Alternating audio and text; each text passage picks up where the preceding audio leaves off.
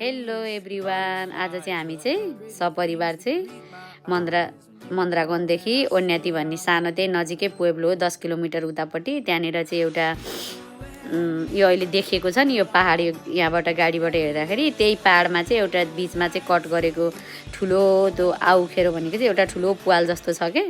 अनि हामी चाहिँ त्यही हेर्न जान लाग्दैछौँ। दिन पनि एकदम राम्रो भएछ, 20 डिग्री भएको छ आज। अनि धेरै पछाडि राम्रो घाम लागेर एकदम रमाइलो दिन, मौसम एकदम रमाइलो मजाको दिन भएको छ। अनि हामी चाहिँ अब यहाँबाट चाहिँ तलतिर झर्दै अनि चाहिँ यो यहाँ नाम देख्नुभएछ नि आइचुलो भन्ने चाहिँ उस्केरा नाम हो क्या यो चाहिँ। यहाँबाट ल हामी त लाग्यौँ डाँडो उकालो ओह्रालो चढ्दै। म चाहिँ अगाडि भिडियोहरू बनाउने, बाउछोरा पछाडि हिँड्दै। यहाँनिर चाहिँ यो ढुङ्गाहरू, यहाँनिर चाहिँ यो के हो यो गियर आउँदाखेरिको यो चाहिँ भिडियोहरूमा त्यहाँ भित्र गएर पनि हेऱ्यौँ। त्यहाँनिर अझै गइरह्यौँ माथि। बिचमा पोनीहरू पनि काबाईहरू देख्यौँ। ल यही हो हामी आएको ठाउँ चाहिँ आइचुलो। यो चाहिँ कति धेरै मान्छेहरू थियो यहाँनिर। त्यहाँबाट हामी चाहिँ अब तलतिर झर्दैछौँ।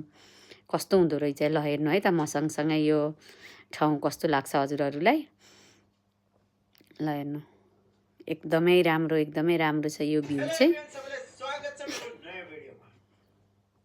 ल हेर्नु है त, मैले यहाँ भिडियो बनाइरहेको छु। ल हेर्नु, हो यही हेर्न आएको हामी चाहिँ। ल हेर्नु त कस्तो दामी देखिएको। यहाँ बाउछोरा गएर भिडियो गरेपछि सुरुमा फोटो खिचिदिएँ मैले। अनि फेरि पछि मेरो टर्न आयो आमा छोराको। ल हेर्नु, मैले त्यहीँ गएर पोजहरू दिएँ। ल हेर्नु कति राम्रो, एकदमै धेरै मन पर्यो। एकदमै रिफ्रेसिङ भयो हामीलाई चाहिँ।